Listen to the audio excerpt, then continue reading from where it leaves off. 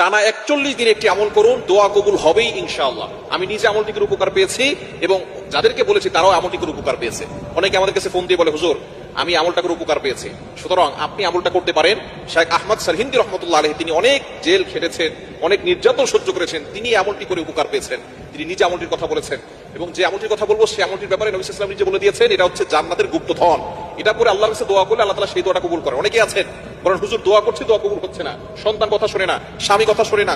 অনেকে বলে হুজুর স্ত্রী কথা শোনে না, অনেকের ভিসা হচ্ছে না, অনেকের টেনশনে পড়ে গেছেন, অনেকের বিয়ে হচ্ছে না, বিভিন্ন দুশ্চিন্তা, ঋণের বোঝা, অভাব, সব কিছুর জন্য আপনি একটা আমল করতে পারেন। প্রতিদিন এশারা নামাজের পরে একটি আমল করবেন। আমলটি কিভাবে করবেন? আপনি এশারা নামাজ পড়বেন, 5 ওয়াক্ত নামাজ অবশ্যই পড়বেন এবং ইয়াকিনের সাথে আমল করবেন। যদি আপনার ইয়াকিন না থাকে, বিশ্বাস না থাকে, তাহলে কিন্তু আপনি কোন আমল করে আল্লাহর কাছ থেকে উপকার পাবেন না। আপনি ইয়াকিনের সাথে আমল করতে হবে যে আল্লাহ তাআলা আমাকে বিপদ থেকে উদ্ধার করবেন। টানা 41 দিনের একটি আমল করবেন। মা বোনরা যেহেতু আল্লাহ প্রদত্ত অসুস্থতার সময় আসে, এই জন্য টানা 41 দিন যদি করতে না পারেন, মাঝে অসুস্থ হন, আপনি যে কদিন অসুস্থ থাকবেন গুনে রাখবেন, তারপরে থেকে আবার করা শুরু করবেন। তো অবশ্যই 41 দিনের আগে আপনি ভালো ফলাফল পাবেন ইনশাআল্লাহ। এশারের নামাজের পরে আমলটি করবেন।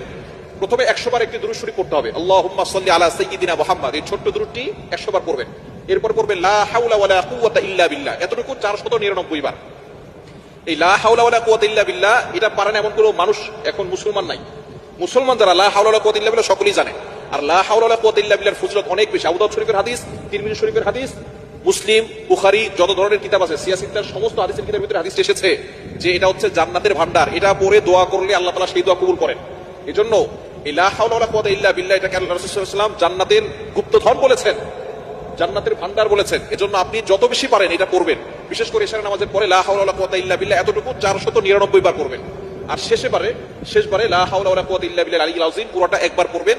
এরপর আপনি আল্লাহর কাছে দোয়া করবেন, আপনার কাকুতি মিনতিগুলো আল্লাহর কাছে বলবেন। সন্তান কথা শুনে না, আপনার সংসারে অশান্তি, স্বামী কথা শুনে না, সন্তান বিয়ে হচ্ছে না অনেক মেয়ের, এবং আপনি দুশ্চিন্তা আছেন, ডিপ্রেশনে আছেন, ফার্স্ট্রেটেড পিপল যারা, এশারা নামাজের পরে এই দোয়াটা পড়বেন, আল্লাহুম্মা সাল্লি আলা সাইয়্যিদিনা মুহাম্মাদ, এটা 100 বার, লা হাওলা ওয়ালা কুওয়াতা ইল্লা বিল্লাহ 499 বার, আর লা হাওলা ওয়ালা কুওয়াতা ইল্লা বিল্লাহ আলিয়্যিল আযীম পুরোটা একবার পড়বেন।